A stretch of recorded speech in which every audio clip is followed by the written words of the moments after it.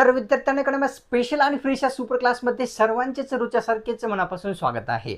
Super क्लासमध्ये आज देखील आपण या ठिकाणी ठाणे तसेच नागपूर या दोन्ही महानगरपालिका भरतीसाठी स्पेशल असलेले जीके क्वेश्चन्स कव्हर करणार आहोत, पाहणार आहोत। सर्वांनीच या सुपर क्लासचा सुरूपासून शेवटपर्यंत नक्कीच पाहायचं आहे। तसेच ठाणे व नागपूर या दोन्ही महानगरपालिका भरतीसाठी आपण 570 पेजेसचे एक पीडीएफ तयार केलेले आहे।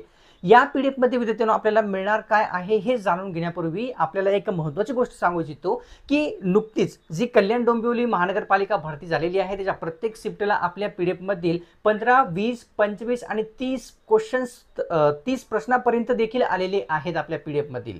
तर इच्छुक असाल तर या नंबरवर व्हॉट्सअप करायचा आहे। सध्या ही पीडीएफ विद्यार्थ्यांना 250 ला आपल्याला मिळत आहे। जोही इच्छुक आहे विद्यार्थी त्यांनी हे पीडीएफ घेण्याच्या पूर्वी यामध्ये मिळणार काय आहे जाणून घेऊया। तर माहितीचा अधिकार अधिनियम 2005 जो आहे संपूर्ण मिळणार आहे। महाराष्ट्र महानगरपालिका अधिनियम 1949 मधील महत्त्वाची कलमे देखील मिळणार आहेत। इतिहास मधील ए टू झेड समाजसुधारक असलेले इन डिटेल मध्ये एमसीक्यू मिळणार आहे। जनगणना 2011 सो एमसीक्यू मिळणार आहेत। तसेच भूगोल वरील विद्यार्थ्यांना एमसीक्यू मिळणार आहेत। विज्ञान वरील 500+ एमसीक्यू मिळणार आहेत आणि या दोन्ही महानगरपालिकावर स्पेशल असलेले एमसीक्यू देखील मिळणार आहेत। राज्यपाल, मुख्यमंत्री, पंतप्रधान, राष्ट्रपती सर्वांवरील एमसीक्यू मिळणार आहे। इच्छुक असाल तर या नंबरवर नक्कीच व्हॉट्सअप करायचा आहे, तुमची मी वाट पाहत आहे। चला मग सुपर क्लासला सुरुवात करूया। सर्वात पहिला जो प्रश्न आहे तो कव्हर करूया। ठाणे व नागपूर महानगरपालिकेचे मुख्यालय पुढीलपैकी कोणकोणत्या ठिकाणी येते ते सांगायचं आहे। दोन्ही महानगरपालिकेचे आपल्याला सांगायचं आहे। कामठी मुरबाड, नरखेड भिवंडी, पाचपाखडी किंवा या ठिकाणी सिव्हिल लाईन्स किंवा खालचा एक पर्याय। तर ठाणे महानगरपालिकेचे जर पाहिलं मुख्यालय तर पाचपाखडी या ठिकाणी आहे। तसेच नागपूरचे पाहिले विद्यार्थ्यांनो तर सिव्हिल लाईन्स या भागामध्ये असलेले आपल्याला लक्षात येते। तर घेऊया प्रश्न दुसऱ्या क्रमांकाचा। प्रश्न आहे असा, महाराष्ट्राच्या उत्तरेला कोणते राज्य आहे हे आपल्याला सांगायचं आहे। जे की विचारलेलं आहे की उत्तरेला स्थित असलेले मध्य प्रदेश, आंध्र प्रदेश, गोवा किंवा छत्तीसगड। तर ऑप्शन्स मध्ये या ठिकाणी विद्यार्थ्यांनो एक योग्य राहील। मध्य प्रदेश हे आपल्या राज्याच्या उत्तरेला स्थित असलेले कळते। तर पाहूया प्रश्न या ठिकाणी तिसऱ्या क्रमांकाचा। महाराष्ट्र राज्याची सीमा सर्वात कमी कोणत्या राज्याला जुळलेली आहे? ते राज्य कोणते आहे ज्यास सर्वात कमी सीमा आपल्या राज्याची जुळते? आंध्र प्रदेश, गुजरात, गोवा किंवा मध्य प्रदेश। तर ऑप्शन्स मध्ये 3 योग्य राहील। गोवा या राज्याला सर्वात कमी जी सीमा आहे आपल्या राज्याची स्पर्श करताना दिसते। प्रश्न कव्हर करूया चौथा। क्षेत्रफळाने महाराष्ट्रातील सर्वात छोटा जो जिल्हा आहे तो पुढीलपैकी कोणता आहे? कव्हर केलेला प्रश्न आहे। क्षेत्रफळाने सर्वात छोटा विचारलेला अहमदनगर, धुळे, वर्धा किंवा मुंबई शहर। ऑप्शन्स मध्ये 4 योग्य राहील। मुंबई शहर हा जो जिल्हा आहे तो क्षेत्रफळाने सर्वात छोटा असलेला दिसतो। तर प्रश्न 5वा कव्हर करूया। महाराष्ट्रामध्ये चिकणमाती सर्वात जास्त कोणत्या जिल्ह्यात आढळते ते आपल्याला सांगायचं आहे। चिकणमाती सर्वात जास्त असलेला जिल्हा कोणता आहे? तर गडचिरोली, नागपूर, चंद्रपूर किंवा या ठिकाणी वरील दोन्ही किंवा वरील नाही। तर नागपूर हा जो जिल्हा आहे सर्वात जास्त विद्यार्थ्यांनो काय तर चिकणमाती असलेला एक जिल्हा असलेला लक्षात येतो। कव्हर करूया 6वा प्रश्न। सांची स्तूप कोणाच्या काळामध्ये बांधण्यात आलेले आहे हे आपल्याला विचारलेलं। कोणाच्या काळात सांची स्तूप बांधलेले आहे? नंद, शुंग किंवा मौर्य। तर मौर्य यांच्या काळामध्ये विद्यार्थ्यांनो सांची स्तूप हे बांधलेले आहे हे लक्षात येते। कव्हर करूया प्रश्न या ठिकाणी 7वा।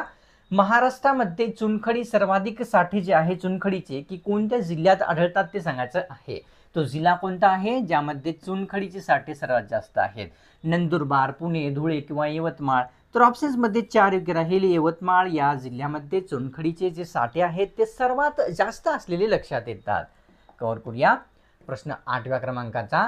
गरम पाण्याच्या झऱ्यातील प्रमुख जो घटक असतो ते आपल्याला सांगायचं आहे कोणता असतो गरम किंवा उष्ण पाण्याच्या झऱ्यामधील?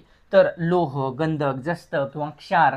तर या ठिकाणी गंधक हा जो घटक आहे विद्यार्थ्यांनो तो गरम पाण्याच्या झऱ्यातील महत्त्वाचा एक प्रमुख असलेला लक्षात येतो। कव्हर करूया प्रश्न 9व्या क्रमांकाचा। वरसगाव धरण या धरणाच्या जलाशयाचे नाव सांगायचं आहे की काय आहे? धरणाचं नाव वरसगाव हे विचारलेलं। तानाजी, येसाजी, संभाजी किंवा वीरबाजी। तर वरसगाव धरणाच्या जलाशयाचे जे नाव आहे विद्यार्थ्यांनो तर वीरबाजी असे आहे हे आपल्याला कळते. कव्हर करूया प्रश्न पुढचा जो की आहे 11वा. छत्रपती शिवाजी महाराज यांच्या वडिलांना कोणी बंदी बनवलेले होते ते प्रश्नात विचारलेलं आहे. कोणी बनवलेले होते बंदी? छत्रपती शिवाजी महाराज यांच्या वडिलांना औरंगजेब, शहाजहां, जयसिंग किंवा आदिलशहा. तर ऑप्शन्समध्ये 4 आदिलशहा यांनी जे आहे या ठिकाणी छत्रपती शिवाजी महाराज यांच्या वडिलांना एक बंदी बनवलेले होते हे लक्षात येते. प्रश्न 12वा पाहूया. शतपत्रांचे लेखन कोणत्या व्यक्तींमार्फत करण्यात आलेले होते ते सांगायचं आहे. शतपत्रांचे लेखन करणारा कोण आहे? लोकहितवादी, लोकमान्य टिळक, महात्मा गांधी किंवा पंडित नेहरू. तर शतपत्राचे लेखन जे आहे त्यांनो लोकहितवादी यांच्या मार्फत झालेले आहे. पाहूया पुढचा प्रश्न. प्रश्न आहे 13वा. तर राज्यपालाचे पद जर रिकामे झाले तर त्यांचे पद सांभाळण्याचा अधिकार कोणाला आहे किंवा कोण पद सांभाळते राज्यपालाचे रिकामे झाल्यास? राष्ट्रपती, मुख्य न्यायाधीश, गृहमंत्री किंवा मुख्यमंत्री. जर राज्यपालाचे पद रिकामे झाले तर संबंधित उच्च न्यायालयाचा मुख्य न्यायाधीश जो असतो तो पदभार सांभाळत असतो थोड्या वेळासाठी. कव्हर करूया प्रश्न पुढचा. तर प्रश्न 14वा. लोकमान्य टिळकांनी गीता रहस्य हा ग्रंथ लिहिलेला आहे. A to Z विद्यार्थ्यांना माहीत आहे, पण काय सांगण्यासाठी लिहिलेला आहे मोजक्याच विद्यार्थ्यांना माहीत असेल. तर ऑप्शन्समध्ये दिलेले आहे समवेद, सामवेद, भक्तिवेद किंवा कर्मयोग किंवा वरीलपैकी सर्व. तर गीता रहस्य हा जो ग्रंथ आहे लोकमान्य टिळकांनी कर्मयोग सांगण्यासाठी एक लिहिलेला ग्रंथ असलेला कळतो. कव्हर करूया प्रश्न पुढचा.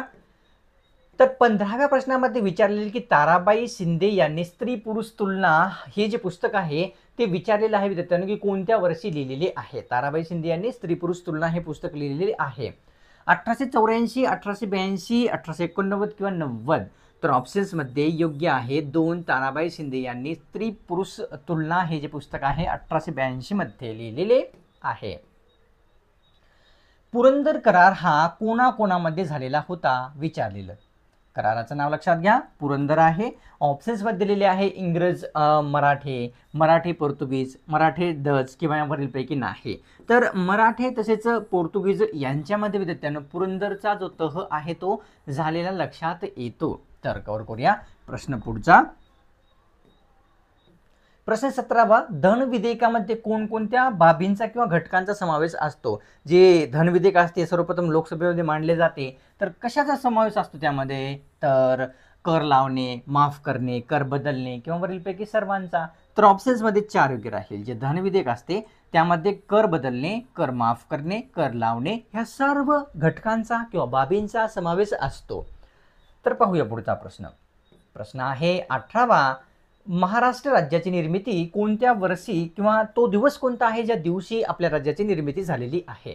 बॉम्बे रिकग्नायझेशन ॲक्टनुसार. तर आपल्या राज्याची निर्मिती विचारलेली आहे 1 मे 1964, 1963, 1962 किंवा 1960. तर आपल्या जी राज्याची निर्मिती आहे 1 मे 1960 या वर्षी या दिवशी झालेली दिसते. प्रश्न 19वा. देशाचा चौथा नागरिक, डायरेक्ट आपल्याला पहिला नाही, दुसरा नाही, तिसरा नाही, चौथा नागरिक कोण असतो? कोणाला चौथा नागरिक देशाचा म्हटले जात असते? राज्यपाल, पंतप्रधान, राष्ट्रपती किंवा उपराष्ट्रपती. तर चौथा नागरिक विद्यार्थ्यांनो या ठिकाणी राज्यपाल असतो हा कळतो. तर राष्ट्रपती हा पहिला नागरिक असतो देशाचा, त्याच्यानंतर उपराष्ट्रपती हा दुसरा नागरिक असतो आणि पंतप्रधान जो आहे विद्यार्थ्यांना या ठिकाणी तिसरा नागरिक असतो. हे आपल्या सर्वांना लक्षात घ्यायचं आहे. कव्हर करूया प्रश्न पुढचा. प्रश्न 20वा जो की संविधान दिवस कोणत्या दिवशी साजरा केला जात असतो? संविधान दिवस, तर उत्तर तुम्हाला येत असेल. संविधान दिवस 27 नोव्हेंबरला असतो का? 26 नोव्हेंबर, 26 जानेवारी किंवा 15 ऑगस्ट?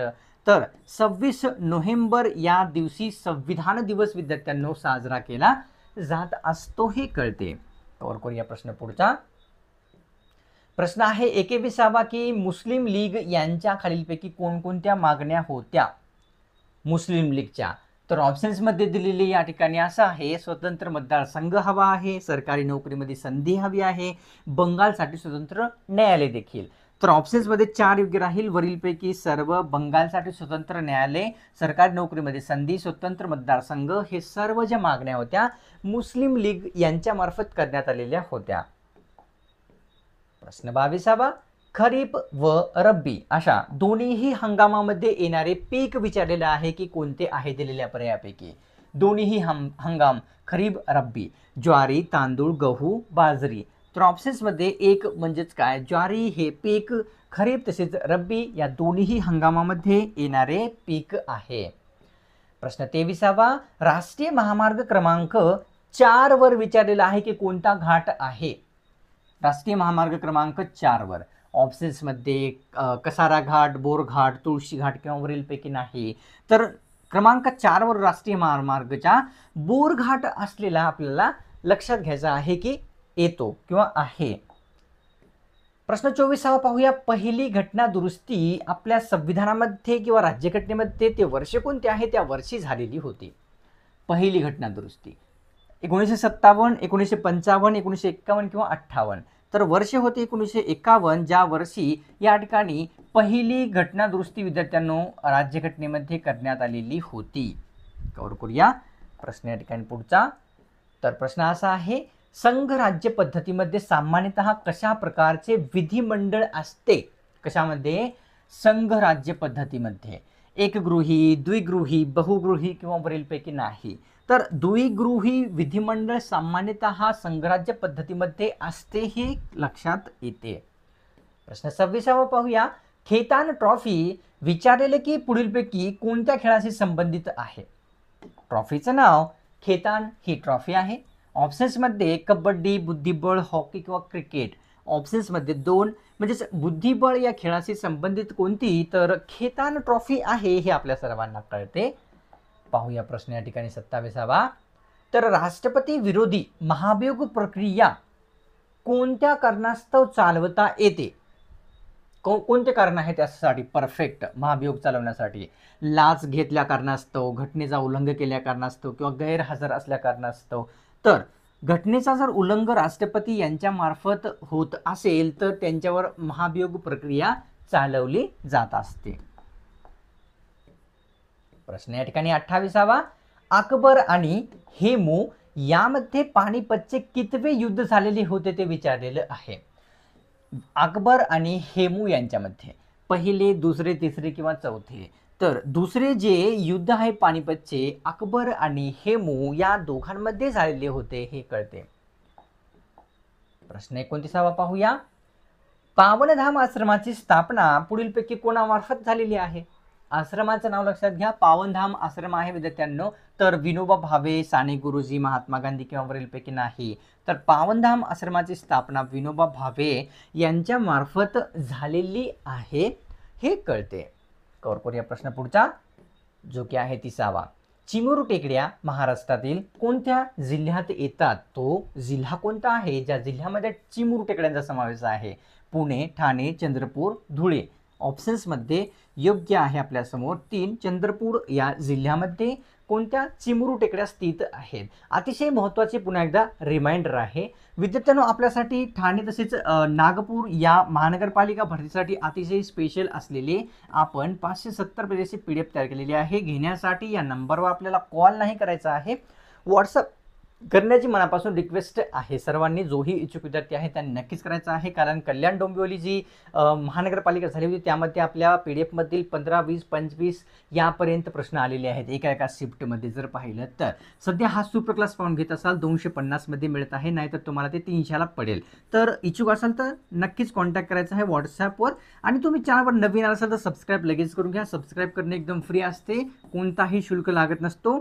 जेव्हा तुम्ही सबस्क्राईब करसाल ना पुढची सुपर क्लास आपल्या चॅनलवर जेव्हा कधी अपलोड होईल त्याची जी नोटिफिकेशन आहे ती तुम्हाला सर्वप्रथम मिळून जाईल. तर सबस्क्राईब लगेच करून घ्यायचं आहे. सुपर क्लासला एक लाईक करून तुमच्यातर्फे थोडासा जो प्रोत्साहन आहे तो मला नक्कीच द्यायचा असतो. तर लगेच लाईक करा.